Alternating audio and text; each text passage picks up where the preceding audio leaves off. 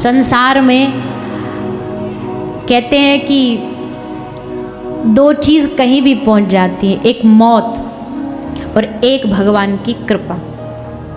मृत्यु कहीं भी पहुंच सकती है। कहते हैं ना, जहाँ मौत होती है खींच ही ले जाती है। कोई व्यक्ति जा नहीं रहा हो फिर भी चला जाए, एक्सीडेंट हो जाए, बोले मृत्यु काल खींच ले गया। मौत कहीं भी खींच के ले जा सकती है, कहीं भी पहुंच सकती है। समुद्र की गहराई में भी पहुंच सकती है, एवरेस्ट की चोटी पर भी पहुंच सकती है। वैसे ही ठाकुर जी की कृपा कहीं भी पहुंच सकती है। कई बार सुनने को आता है कोई दीवार गिर गई, कोई घर गिर गया, कोई बालक दब गया, पर जब महीने भर बाद 10 दिन बाद 15 दिन बाद जब मलबा उठाया तो उसके नीचे हंसता हुआ नजर आए। कैसे? क्योंकि ठाकुर जी कृपा ने बचाया। भगवान की कृपा कहीं भी पहुंच सकती है, कहीं भी रक्षा कर सकती है, किसी भी रूप में। वशन रूप भय श्याम, और तो और क्या, भगवान वस्त्र के रूप में बचाने के लिए द्रौपदी को आ गए। पर भैया ठाकुर जी कहते हम तो बचाने के लिए तैयार है, बस शर्त एक है कि तू बुला। तो द्रौपदी के पास भी तब तक नहीं आए जब तक बुलाया नहीं द्रौपदी ने। बुलाना पड़ेगा। हमारे जीवन की भी कोई परिस्थिति हो, कुछ भी हो, ठाकुर जी की उनको पुकारिए, उनको बुलाइए। बुलाने से ही आएंगे, ऐसे अपने आप नहीं आते। अब भैया बिना बुलाए तो आजकल तुम्हारे पड़ोसी भी, रिश्तेदार भी नहीं आते। बोला हमको बुलाया नहीं, हम क्यों जाए? ठाकुर जी बिना बुलाए कैसे आएंगे? उनको बुलाते रहिए, अपने जीवन में बुलाते रहिए, अपने घर में बुलाते रहिए।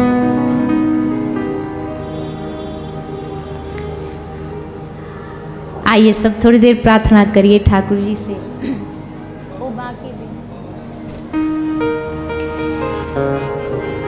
ठाकुर जी हमारे घर में आए, हमारे जीवन में आए, बिना निवेदन के नहीं आएंगे, निवेदन करेंगे। भगवान कहेंगे अजी मैं क्यों आऊं तेरे घर में? तेरे घर में ऐसा कौन सा अच्छा गुण है? तेरे जीवन में ऐसा कौन सा अच्छा गुण है? तो भक्त भी कम नहीं है, भक्त भी तुरंत हाजिर जवाबी है। बोलता गीध गणिका के घर तो तुम चले गए थे, गणिका ने कौन से गुण लिए थे? क्या गुण थे उसके अंदर जो आपने उस पर कृपा करी? और जब हमारा नंबर आया तो एक भक्त कहता ना, गर हो स्वभाव बदला तो साफ साफ कह दो, हुई बार बार करुणा इस बार अब नहीं है।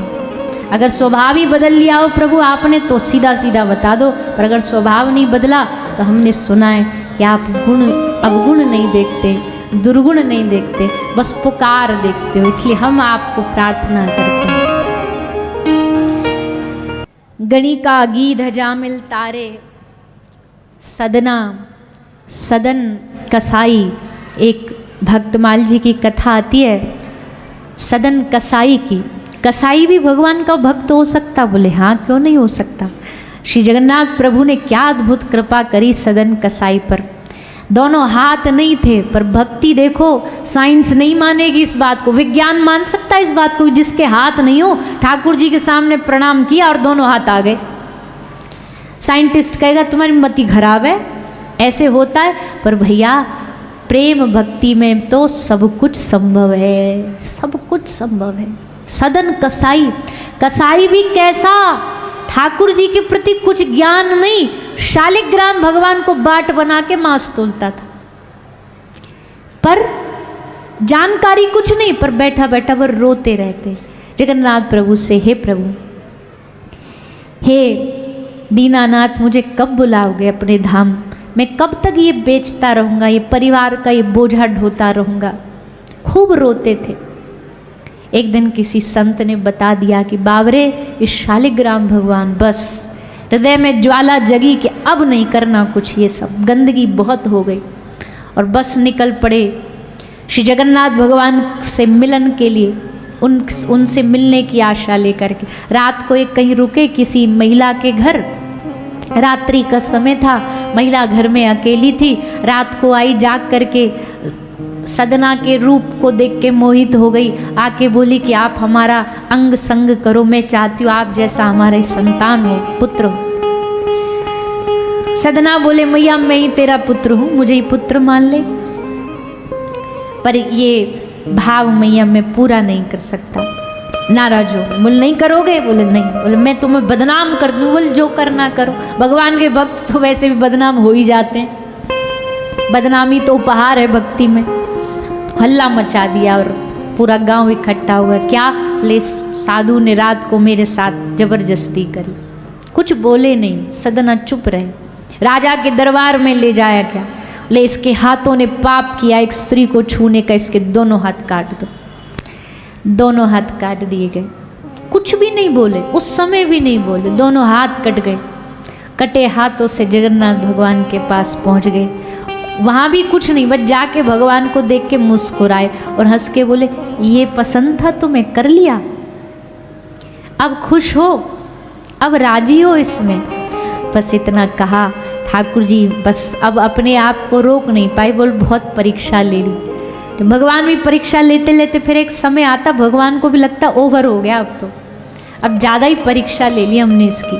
तो जैसे ही कहा खुश हो, प्रणाम किया, आपकी राजी में, आपकी रजा में हम राजी हैं, आपको ये पसंद है तो यही ठीक, कह के जैसे साष्टांग प्रणाम किया, झुके नीचे। जगन्नाथ भगवान के सामने कृपा हुई, देखते देखते दोनों हाथ बाहर आ गए, सबके सामने हाथ बाहर। भक्ति चमत्कार पे विश्वास नहीं रखती है, पर हाँ भक्ति में चमत्कार होते बहुत बड़े बड़े हैं। वैसे उसे चमत्कार नाम नहीं देता भक्त, कहता भाव है, भगवान का भाव। पर इससे बड़ा चमत्कार क्या हो सकता? सदना सेन नाई, महाराष्ट्र के भक्त हुए सेन नाई, तो कह रहे गणिका गीध अजामिल तारे, सदना सेन के बन गए प्यारे, और कहे सूर तुम प्राण हमारे। सूरदास जी के तो ठाकुर जी प्राण हैं। सूरदास जी के तो ठाकुर जी संग खेलते हैं। भूख लगी है तो बाबा हमको भूख लगी है, कछु खाने को दो, बाबा अब हमको सोनो है, लोरी सुनाओ, कछु गा के सुलाओ, ऐसे घूमते थे। कहे सूर तुम प्राण हमारे, कृष्णा की बने साड़ी। कृष्णा द्रौपदी की साड़ी बन गए, पर जाए छुपे हो कहाँ हमारी बारी जी, हमारी बारी क्यों? तो ऐसे जब ठाकुर जी से हम निवेदन करेंगे, प्रार्थना करेंगे, तो भगवान का हृदय है, पत्थर नहीं है, कभी ना कभी तो पसीजेगा, कभी तो कृपा करेंगे। रोज निवेदन करना चाहिए, ठाकुर जी हमारे जीवन में आ जाओ, हमारे हृदय में आ जाओ। तो भैया ऐसी कृपा भगवान भक्तों पर करते। महाभारत में भी खूब कृपा बरसी है ठाकुर जी की पूरे पांडव वंश पर। फिर पितामह भीष्म पर कृपा हुई, पितामह भीष्म ने स्तुति गाई भगवान की, उसका वर्णन भागवत जी में सुनाया गया। संसार में हमारे शरीर में सबसे कीमती चीज़ हमारी बुद्धि होती है, तो बुद्धि को भगवान के अर्पित करने का भाव पितामह ने इस स्तुति में सुनाया। भगवान ने खूब आनंदित हुए, कृपा करी, पितामह भगवत चरणों में लीन हो गए और यही मांगा था उन्होंने, इतना तो करना स्वामी जब प्राण तन से निकले, गोविंद नाम लेकर, बोलिए ना, गोविंद नाम लेके तब प्राण तन से निकले। श्री गंगा जी का तट हो, यमुना का वंशी वट हो, मुख में तुलसी दल हो, जब प्राण तन से निकले। मृत्यु सबको ऐसी नहीं आती है, मौत बड़ी खतरनाक चीज़ है भैया। प्राण अटकते अटकते अटकते कब निकल जाएंगे कोई भरोसा नहीं है, कुछ पता नहीं है इंसान का। घर से कोई ये सोच के थोड़ी निकलता है कि भैया आज हम वापस नहीं लौट के आएंगे, सब सोचते लौट के आएंगे, पर फिर कोई ऐसी घटना घटती है कि प्राण निकल गए, चले गए, और उस समय भगवान की स्मृति नहीं हुई, याद नहीं हुई, तो बड़ा खतरा है ये। इसलिए भक्त हमेशा भगवान से मांगता, प्रभु मृत्यु अच्छी आनी चाहिए। कई कई लोगों की मृत्यु बड़ी सुंदर होती है, भजन करते करते। कोई साधु, कोई सिद्ध महापुरुष जा भी रहा ना, तो कोई रोता नहीं है उसके आस पास खड़े होके, हाय हम अब क्या करेंगे, हाय हमारा अब क्या होगा। संसारी मरता तो बस यही चालू हो जाता, पर कोई जब साधु जाता, देखो कभी किसी संत का विदाई देखो, सब जोर जोर से नाचेंगे, नृत्य करेंगे आसपास संत के। गुरुदेव जा रहे हैं, क्यों जा रहे हैं? बोले जहाँ आए, जिनकी सेवा से आए उनकी सेवा में वापस लौट रहे हैं। अपने निज धाम जा रहे, अपने निकुंज जा रहे। तो भैया महापुरुषों का तो गमन भी उत्सव होता, महोत्सव होता है, संसारियों का जन्मदिन मनाया जाता है। और जो सिद्ध महापुरुष होते हैं उनका गमन मतलब तिरोभाव, जिस दिन मृत्यु होती है उस दिन उनका उत्सव मनाया जाता है, क्योंकि उनका मृत्यु ही उत्सव है, उनका मृत्यु ही महोत्सव है। अब इतना तो हम नहीं कर सकते भाई, पर इतना तो कर लो कि ठाकुर जी से प्रार्थना करते रहना चाहिए समय समय पे कि प्रभु मृत्यु तो आनी, पर ऐसी आए भक्तों के बीच में हो। कभी वृंदावन गए हैं और बस वहीं वृंदावन की माटी में, वृंदावन की रज में प्राण छूट। आजकल एक शब्द बहुत चलता है, वैसे अध्यात्म में भी वही चीज़ है, वो मांग है, पर अंग्रेजी में उसको कहते हैं मैनिफेस्टेशन। आदमी मैनिफेस्ट करता है, मतलब एक विचार मन में बनाता, फिर उस पर मन काम करने लगता है। जैसे अगले 2027 तक मैनिफेस्ट किया कि हमको ये चाहिए, ये चाहिए, ये चाहिए। ये आजकल बहुत चल रहा है, यंग जनरेशन में बड़ा चल रहा है, पढ़े लिखे बच्चों मैनिफेस्ट करो। तो ऐसे ही ये मैनिफेस्ट करना चाहिए क्या, प्रभु हमारी मृत्यु हो, किसी धाम में जाएं, किसी धाम में प्राण छूटे, वृंदावन की माटी हो, मुख में गंगा जल हो, आसपास भगवान नाम चल रहा हो, कथा चल रही हो, कथा चलते चलते प्राण निकल जाए। ऐसा भगवान की कृपा से ही मिलता है ये मृत्यु, नहीं तो भैया मृत्यु तो ऐसी ठगनी है, कब कहाँ आ जाए कैसे आ जाए पता ही नहीं चलता। सोते सोते आ गई, अब सोते सोते कोई क्या भजन करेगा बताओ। सोते सोते हृदय गति रुकी और जय जय सीताराम। किसी को मृत्यु के समय में कितने कष्ट सहने पड़ते हैं, शरीर लग गया, पड़े हैं, हाथ काम नहीं कर रहा, पाँव काम नहीं, लकवा मार गया, तो समय का किसी का भी नहीं पता होता। इसलिए भगवान से कहे प्रभु गोविंद नाम लेकर तब प्राण तन से निकले। कृष्ण कृष्ण बोले, राम राम बोले, सीताराम बोले, राधे राधे बोले और प्राण चले जाए। ये हो ना हो पता नहीं, पर मांग तो रखनी चाहिए भगवान से। पितामह ने मांग रखी कि प्रभु हम जाएंगे तो हमारी शर्त है आपको आना पड़ेगा, आपका दर्शन करते करते जाएंगे। तो ठाकुर जी ने उनके इस भाव को स्वीकार किया, आए, दर्शन दिया और पितामह भगवत चरणों में लीन हो गए। ऐसा पितामह का सुंदर भगवत धाम गमन हुआ। परीक्षित राजा का जन्म प्रागट्य हुआ, भगवान धाम चले गए। भगवान के जाने के बाद पृथ्वी एकदम सूनी हो गई, कलयुग शुरू हो गया। कलयुग के जो प्रकोप हैं वो शुरू हो गए। पांडव समझ गए कलयुग आ गया है, अब ये जगह हमारे लिए रहने के लिए नहीं। धर्मराज ने कहा अब हमें जाना चाहिए, अब ये जिम्मेदारी सौंप दो, बालक बच्चों को ये संभालेंगे। राजा परीक्षित को राजा बनाया और प्रयाण के लिए उत्तर काशी, उत्तराखंड की ओर, बद्री विशाल से भी आगे स्वर्गारोहण, वहाँ गए और सब एक एक करके भगवत धाम में लीन हो गए। राजा परीक्षित राजा की गद्दी पर बैठ गए बड़ी कम आयु में, 16 वर्ष की आयु में तो राजा बन गए। ब्याह हो गया। कलयुग आ गया है ये भी पता लग गया, तो राजा परीक्षित ढूंढ रहे थे ये कलयुग मिले मैं इसे हराऊं, और एक दिन कलयुग मिल गया। क्या करता हुआ मिला कलयुग? कलयुग की पहचान क्या है? कलयुग की सबसे बड़ी पहचान है जहाँ किसी बेजुबान पर अत्याचार किया जाता, वहाँ समझो ये कलयुग का निवास है। किसी बेजुबान को मारा जा रहा हो, किसी बेजुबान को खाया जा रहा हो। आजकल ये बड़े बड़े होटलों में, बड़े बड़े रेस्टोरेंट में बड़े खुश होकर के लोग जाते हैं, हजारों हजारों का बिल आ जाता है, पर उनको उससे फर्क नहीं पड़ता, पर उनको खाना उन्हीं बेजुबानों को, जो बेचारे बोल नहीं सकते, उनको पका पका के उनको चबा रहे हैं दांत के नीचे, जीभ का स्वाद ले रहे हैं। आज संसार में ये राक्षस वृत्ति इतनी बढ़ गई, हम तो इसको राक्षस वृत्ति कहते हैं। कई लोग बोलते हैं कि भैया ये तो खान पान सबका अपना है।